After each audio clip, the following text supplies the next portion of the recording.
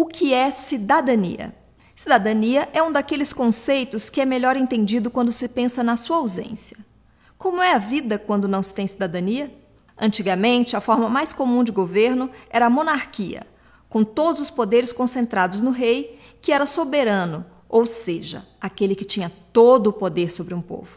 Isso era tão forte que houve um rei na França, o Luís XIV, que disse: "O Estado sou eu". E ele tinha razão. Naquela época e com aquele tipo de governo, a relação entre governante e governados era totalmente desigual. Os governados eram apenas súditos, e o significado dessa palavra é aqueles que estão sob a vontade de outro. Então, a vontade do rei era a lei. Aos súditos só cabia obedecer a ele, ao rei, que teoricamente sabia o que era melhor para todos. Essa situação só começaria a mudar com dois importantes momentos históricos já no finalzinho do século XVIII. A Revolução Americana, que resultou na Declaração da Independência dos Estados Unidos, e a Revolução Francesa. Esses movimentos foram marcados pelo desejo que a população desses países tinha de reivindicar o exercício da própria soberania. Por isso mudaram a história da humanidade e deixaram uma herança muito importante em forma de valores, ideais, tradições e documentos, como a Declaração dos Direitos do Homem e do Cidadão, produzida pelos revolucionários franceses.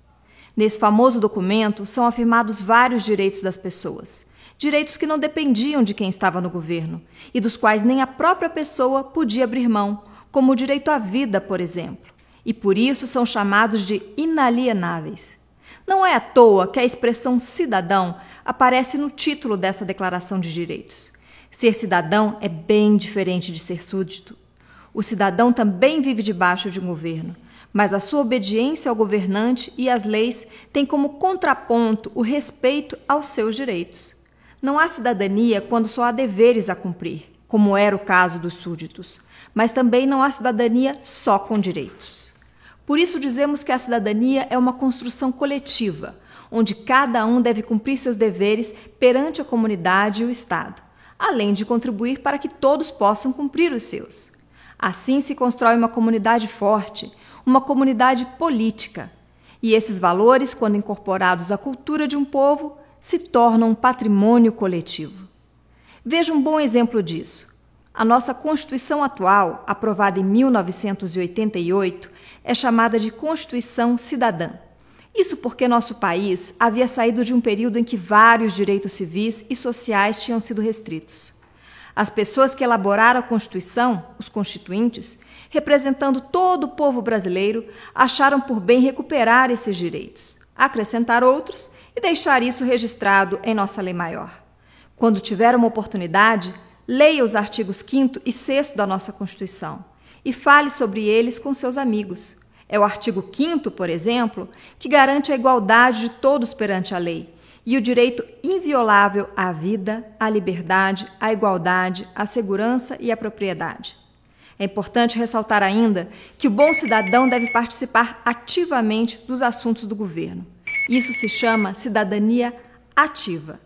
No exercício da sua cidadania, a pessoa age em prol do bem comum, pois os problemas da comunidade afetam a todos. Vale lembrar que o termo cidadania tem outros significados também, entre eles o de definir a condição de membro de um Estado-nação. É o que se diz, por exemplo, quando alguém afirma que eu tenho cidadania brasileira. Mas nesse vídeo, como explicamos até aqui, estamos tratando da cidadania em sua dimensão política. Recapitulando então, cidadania é a posse e o exercício de um conjunto de direitos e deveres, de natureza civil, política e social, o exercício da soberania do indivíduo dentro de um Estado. Assim, o cidadão participa ativamente dos assuntos de sua comunidade e país. Guardou bem? Então até a próxima!